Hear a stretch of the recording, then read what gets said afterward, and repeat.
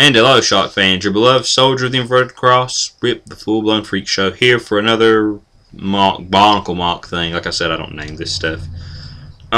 Basically, if you guys watch my Cyborg Makuta, I didn't go into a lot of depth on it, and like I said, I don't watch my own reviews. So you probably see me like briefly speak about this guy, and basically, he's the guy who fights Cyborg Makuta. Like in the future, when there's no more Toa, he's sort of like the descendant of the Toa, and he's who fights Cyborg Makuta. So basically, I'm not going to give what happens in the story away, the first little story I wrote, but some stuff happens in it. Obviously, it's a story, but basically some stuff that upsets him. Like some bad stuff happens, some good stuff happens, and he really reevaluates like how strong he is compared to like other characters in the story, and how like just if he'd have been stronger, some things could have been different and stuff like that. So basically, I haven't wrote the second story yet. I'm working on it. By the time that story begins, he's realized he blames himself for some stuff, and he tries to make himself stronger, and he does. He gives himself, new armor, a big ass gun instead of his little pistol, and a saw blade, like serrated knife, claw hand, and these blades on his arm. I'll probably end up giving him more weapons.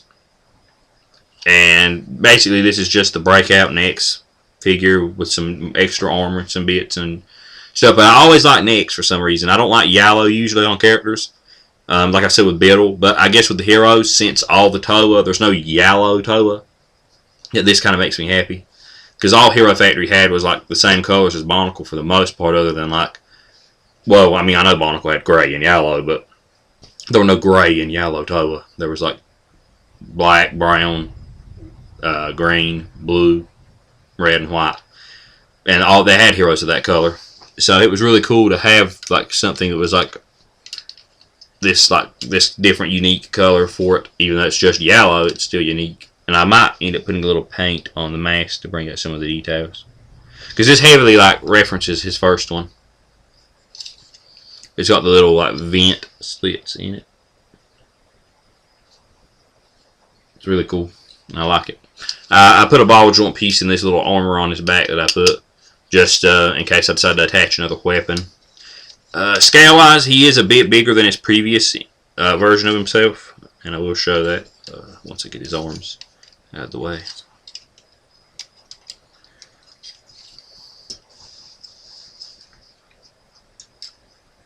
So yeah, he's just a hair taller, which works.